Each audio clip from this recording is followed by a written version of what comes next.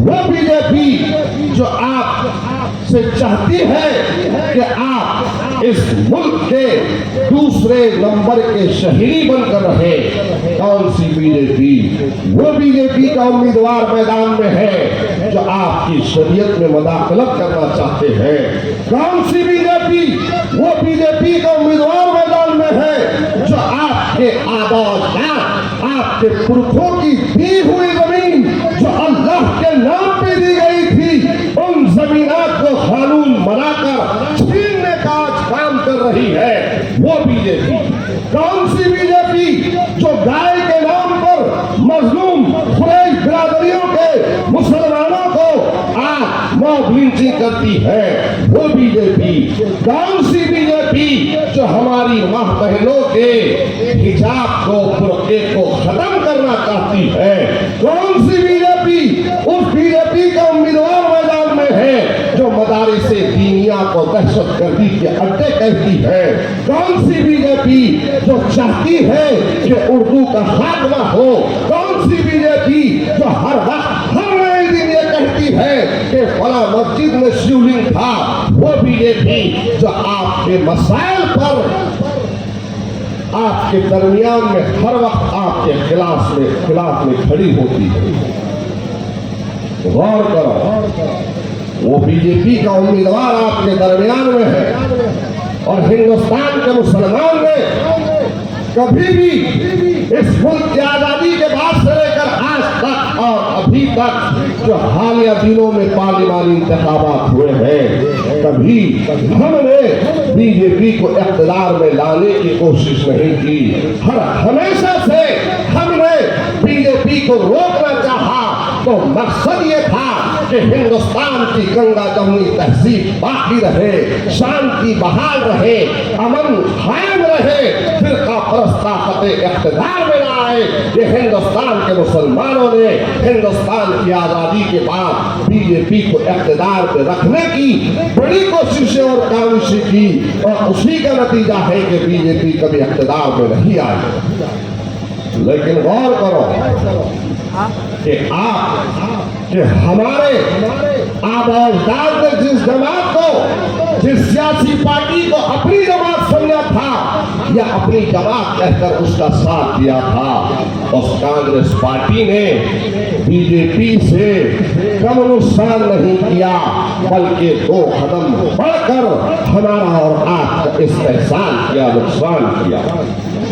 ये हिंदुस्तान की एक कल हकीकत है मेरे भाइयों कि आज जो कांग्रेस के खरीद गुलाम आपके हमारे महलों में, बस्तियों में आकर अन्ना के लिए वोट मांग रहे हैं। गौर करो कि हिंदुस्तान के मुसलमानों ने कभी बीजेपी का साथ नहीं दिया था।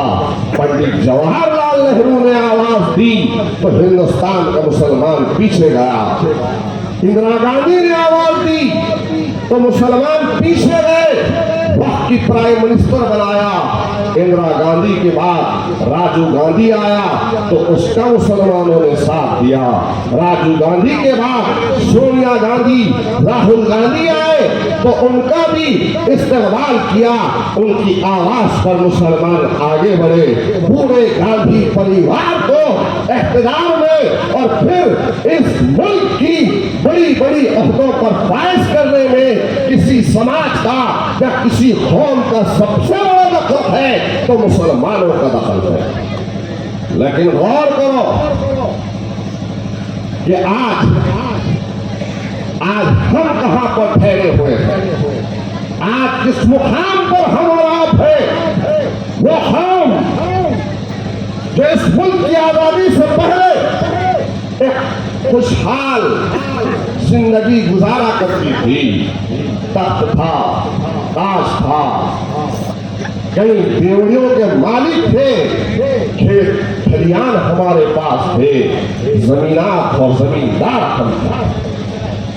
आज सबसे बड़ी बदहाल जिंदगी अगर किसी समाज में है तो वो कौम मुस्लिम है। और ये हम नहीं कह रहे हैं बल्कि कांग्रेस ही के दौरे इख्तियार में जिन कमेटीज को कांग्रेस ने बनाया चाहे वो सच्चर कमेटी हो, चाहे वो रंगनाथ मिश्रा कमीशन हो, या फिर महमूदुर रहमान कमेटी हो, इन कमेटीज को कांग्रेस के दौर इख्तियार में कांग्रेस ने बनाया था और इन तमाम कमेटीज की रिपोर्ट्स को शाये भी किया गया।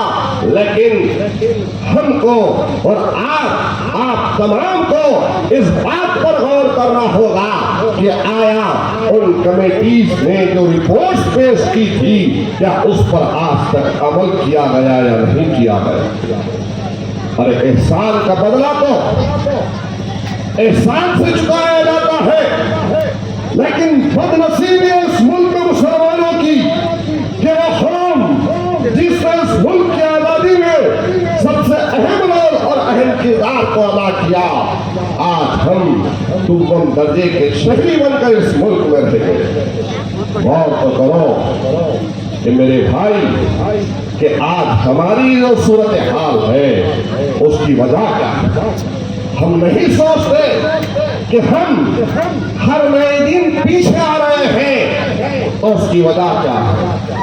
70 साल 75 साल के बाद आज हम कहाँ ठहरे हुए हैं और मुल्क की आजादी से पहले हम कहाँ पर थे। गौर करो, याद रखो, हमने सियासत को समझने की कोशिश नहीं की, उसका सबसे बड़ा दुनिया था और सबसे बड़ी ये गलती रही और नुकसान ये रहा कि आज हम जहां ठहरे हुए हैं हम पीछे ही पीछे चले जा रहे हैं। आज सच्चर कमेटी ने, क्या रंगनाथ मिश्रा कमीशन ने, क्या महमूदुर रहमान कमेटी ने इन बातों को शाये नहीं किया कि आज इस मुल्क में सबसे पिछड़ा हुआ समाज कोई है तो मुसलमान है। आज इस मुल्क में बदहाल जिंदगी किसी समाज में है तो मुसलमानों के अंदर है। गुर्बत अगर किसी के पास है तो मुसलमानों के पास है। तालीमी मैदान में सबसे ज्यादा पसमानदा अगर कोई समाज है तो हिंदुस्तान का मुसलमान है।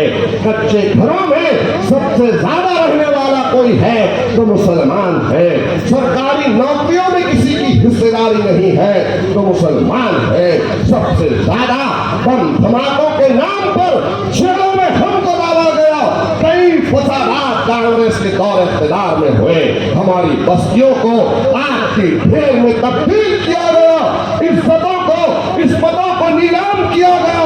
कई इबादत गाहों को शहीद किया गया और इसके जिम्मेदार और कोई नहीं है बल्कि कांग्रेस पार्टी है।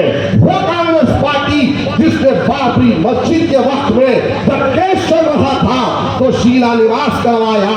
वो कांग्रेस पार्टी जिसने वहां पर ले जाकर 92 में 1985 के अंदर ले जाकर मिंबर रसूल के पास मूर्तियों को रखा। वो कांग्रेस पार्टी जिसके दौर इख्तियार में हमारे अल्लाह के घर बाबरी मस्जिद को शहीद किया। गौर करो, आज कांग्रेस के जर खरीद गुलाम जो चौहान की किसी जमाने में गुलामी करते थे तो हमने बार बार मेरे भाई आपके दरमियान में आकर कांग्रेस और चौहान की कारकर्दगी को आपके सामने रखा कि बचो इससे, इसकी झूठी बातों में ना आओ। ये और इसका बाप दोनों संग परिवार के हैं। धोती खींच कर देखो खाकी चट्टी नजर आएगी, लेकिन हमको उस वक्त बी टीम कहा गया। हमने जब भी चौहान और कांग्रेस की नाकिस कारकर्दगी को आपके सामने रखा तो कांग्रेस के गुलाम हर वक्त आकर आपके दरमियान में ये कह रहे थे ये लोग सिर्फ भड़काऊ भाषण देते हैं, ये लोग बीजेपी की बी टीम है। अरे अन्ना और अन्ना के साथ में घूमकर जयकार करने वालों, तुमको शर्म क्यों नहीं आती कि आज उसके साथ तुम कांग्रेस के लिए अडमान के फिर रहे हो। वो अन्ना जिसका भाई आज बीजेपी के टिकट से लोकसभा का उम्मीदवार बना हुआ है, आज वो अन्ना मैदान में है। और ये कांग्रेस पार्टी का उम्मीदवार है जिसने रामगिरी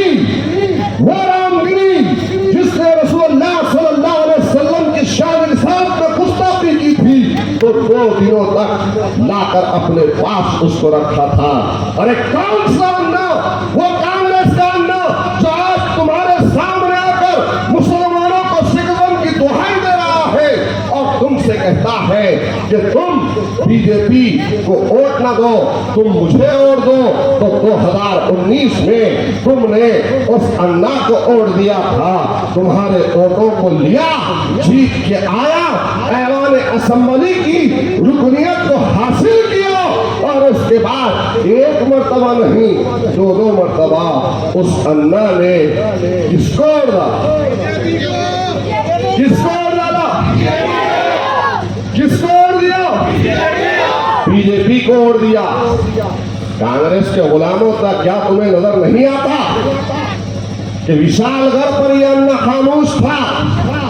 विशालगढ़ जो हमारे अल्लाह के घर को शहीद करने के लिए, जो एक दरगाह को शहीद करने के लिए कोलापुर पर एक रैली की शक्ल में गए थे, तो कांग्रेस का सांसद, उसका बेटा उस रैली को लीड कर रहा था। तो ये कांग्रेस का अन्ना उसके खिलाफ में आवाज नहीं उठा पाई। वो अन्ना जिसको कलेक्टर ऑफिस पे बैठकर वो नौजवानों ने आवाज दी कि आओ रामगिरी के खिलाफ में तायद और हिमायत करो, तो कहता है कि मेरा समाज नाराज हो जाएगा। तो गौर करो मेरे प्यारे मुसलमानों, ये आपस में सब एक है, ये आपस में सब एक है। ये लोग तुमसे सिर्फ तुम्हारा वोट मांगते हैं। मछली मार्केट के, बकरा मार्केट के, ये इतवारा, मनियार गली, बैल मार्केट, यहाँ के तमाम भाइयों से मैं कहता हूँ, ईमानदारी से बताओ कि पिछले 5 साल में 2019 से लेकर 2024 जब इलेक्शन में जीता था, तब से लेकर आज तक क्या अन्ना तुम्हारे दरमियान में आया? क्या तुम्हारे दरमियान में आया? और फिर गौर करो, जो हमारे दरमियान में नहीं आता, तो क्या तुम उसको वोट डालोगे? क्या तुम उसको वोट डालोगे? अरे इतना बड़ा मार्केट था, बकरा मार्केट, एक बेहतरीन मार्केट यहाँ पर कायम था, जो हमारे छोटे कुरैश बरादरी के लोग यहाँ पर रोजगार किया करते थे। लेकिन बल्दिया अज़मा की गलती का नतीजा है नगर पालिका की कि इस बकरे के मार्केट को खत्म किया गया, मुनहद्दम किया गया, और आज कुरैश बरादरी जो छोटे हमारे कुरैश बरादरी के भाई हैं, उनको बेरोजगार करने का काम किया। ये जो नजदीक में बैल मार्केट है, वो कतल खाने का क्या हाल है? नाली की सफाई नहीं है, निकासी नहीं होती और बदहाल है। अरे गौर करो, बकरा मार्केट और फिर बैल मार्केट तो छोड़ो, केला मार्केट जो बगल में है, उसका क्या हाल है कि केला मार्केट में कोई सफाई की गाड़ी नहीं आती। केला मार्केट की बदहाली ये है कि बारिश जब आती है तो सारा का सारा गंदा पानी कब्रिस्तान में जाता है। क्या मैं गलत कह रहा हूँ? अगर सारा के सहरा के लोग यहाँ पे होंगे सरा के, तो मेरी इस बात की तारीफ करेंगे कि वहाँ पर पानी की निकासी का मसला है, वहाँ पर पानी नहीं निकल रहा, कब्रिस्तान के अंदर जाता है। यही हाल मछली के मार्केट का है। अरे एक मौका दो, एक मौका दो। मेरे छोटे कुरैश बरादरी के भाइयों से कहता हूँ, जो बड़े कुरैश बरादरी के भाई हैं उनसे भी कहता हूँ कि इंशाअल्लाह ताला एक मौका अगर मिल जाएगा ना, तो ये बैल मार्केट और बकरा मार्केट, जिस तरह तुम हैदराबाद में जदीद तरीके से कतल खाना देखते हो, वैसा कतल खाना आप लोगों को बना के दूंगा इंशाअल्लाह।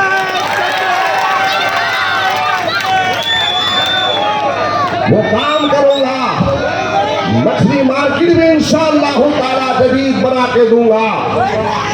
और फिर इससे आगे बढ़कर कहता जानता हूँ कि जो गुंडागर्दी गांव रक्षकों की चलती है, अरे एक मर्तबा चुन के लाओ, गांव रक्षकों को भगाते रहूंगा, भगाते रहूंगा, भगाते रहूंगा।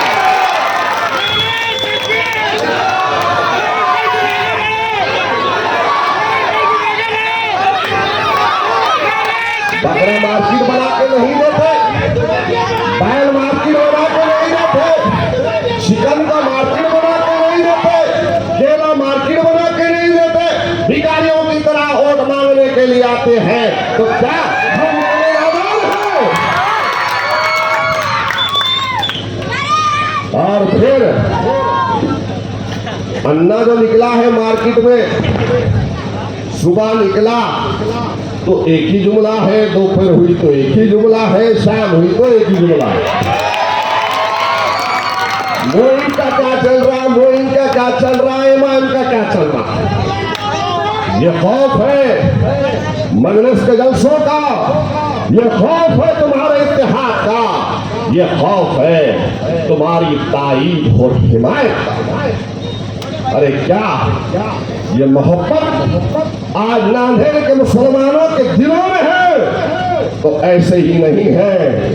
अरे सुबह हो या शाम हो, रात हो या दिन हो, सर्दी हो या गर्मी हो, बारिश हो या फिर घर में मेरे खुद की अगर कोई फंक्शन भी है या मैं बीमार भी हूँ, अगर नांदेड़ के मुसलमानों ने मुझे आवाज दी तो आपके सामने आकर ठहरा हूँ, फिर परस्तों से लड़ा हूँ। जानते हैं मेरे भाई, जब लड़ने का मौका आया तो ना खाकी वालों को छोड़ा, ना खादी वालों को मैंने छोड़ा। क्या तुम्हारे लिए लड़ा हूं या नहीं लड़ा हूं? अरे उत्तर और दक्षिण तो छोड़िए, वो और होंगे जो अपनी सियासी दुकानों को चमकाने के लिए किसी एक हल्के में काम करते हैं। अरे नांदेड़ शहर के उत्तर हो दक्षिण हो, ये दोनों हल्कों को छोड़िए, नांदेड़ जिले में चाहे मुखियाल के मुसलमानों ने आवाज दी तो पहुंचा, और भरपूर के मुसलमानों ने आवाज दी तो पहुंचा, कैमूर के मुसलमानों ने आवाज दी तो पहुंचा। अरे हर वक्त हर लम्हा तुम्हारे दरमियान में रहकर मैंने कभी तुम्हें एहसास कमतरी में मुब्तला नहीं होने दिया। अरे इंशाअल्लाह ताला जब तक ये जिस्म में जान है, ये जान ये सांसें सब तुम्हारे नाम पे है।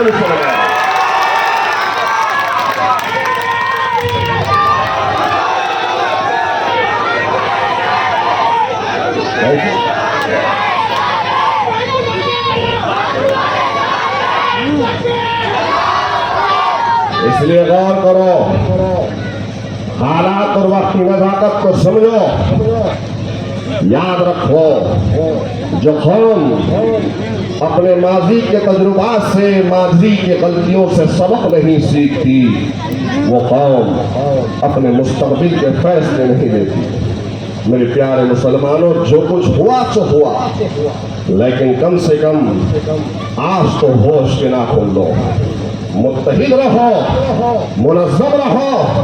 फिरका परस्ती हर नए दिन में एक नई आवाज दे रही है, और उन फिरका परस्तों के सामने ठहर कर बहादुरों की, मुजाहिदों की जरूरत है, भागने वालों की जरूरत नहीं है, भगोड़ों की जरूरत नहीं है, बुज़दिलों की जरूरत नहीं है। क्या हुआ था? एक शख्स अपने आप को 12वीं तक पढ़ा है, लेकिन बहुत पढ़ा लिखा कह रहा है। हर गया बेरा मैं पढ़ा लिखा हूँ, मैं पढ़ा लिखा हूँ। तो पढ़ा लिखा है तो क्या करना, सर पे बिठा के घूमना।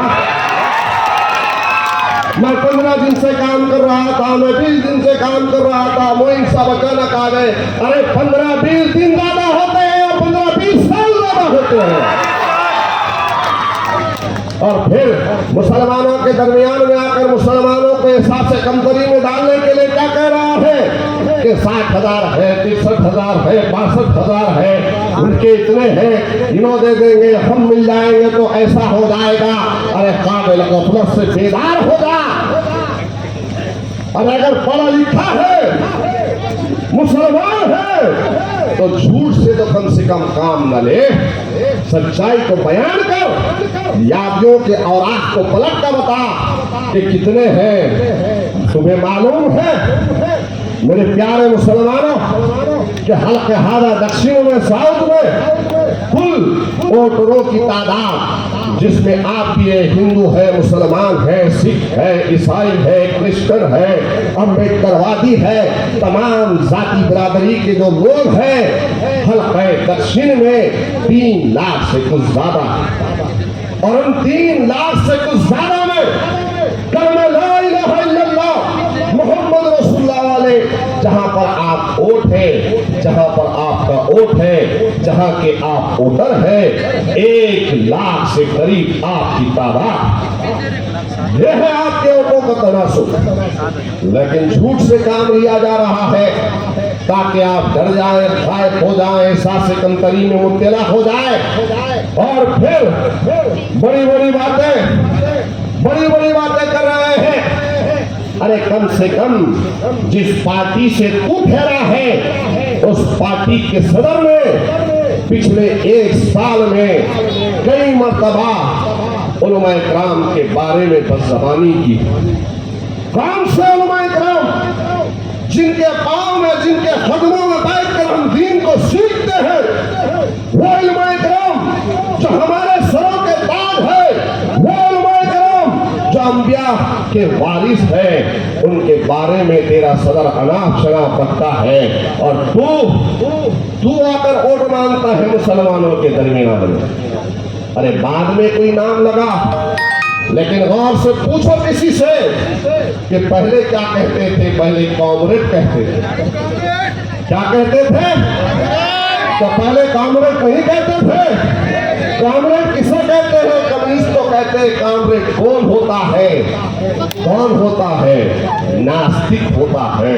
अरे अल्हम्दुलिल्लाह तुम्हारे सामने मैं ठहरा हूँ, एक जमात करने वालों की जमात है जो रोज़े अव्वल से मुसलमानों के लिए लड़ती है। तुम सब देखते हो कि जब कभी भी तुम्हारे खिलाफ में कोई कानून शरण में बनता है तो वहां पर ठहर के कोई और लीडर नहीं बोलता, बल्कि तुम्हारा हमारा हाथ और हाथ व्यवस्था से जुड़े हुए।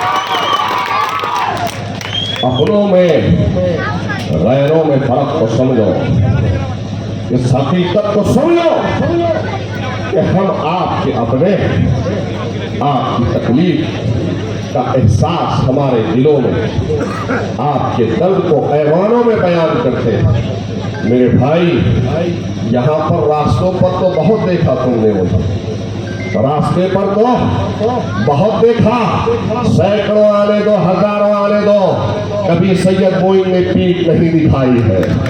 आगे बढ़ा हो, एक मौका दो, एक मौका दो, खुदा की कसम तुम्हें शर्मसार नहीं होने दूंगा, तुम्हारे सरों को झुकने नहीं दूंगा, और ऐवान असेंबली में फैल जाऊंगा तो जितने छोटे मोटे राने वाले जितने हैं तो खड़ा हो जाऊंगा, तो अच्छे की पतलून को ढीली कर दूंगा। एक मौका दो, अपनी जमात का साथ दो। ये वो जमात है जो रोज़े अव्वल से अल्हम्दुलिल्लाह तुम्हारे कास पर जिद्दोजहद कर रही है, तुम्हारे लिए लड़ रही है। अपनों को पहचानो, उम्मीदवार को पहचानो, जमात को पहचानो। और आखिर में कहूँगा कि अब तक तो तुम मुझे सुन रहे थे, अब तक तो तुम मुझे सुन रहे थे। बरोज़े पीर 18 तारीख के दिन ठीक 2 बजे उर्दू घर के सामने हिंदुस्तान के फिरका परस्तों का दूल्हा भाई आ रहा है। अब बड़ा दिन साहब आ रहे हैं।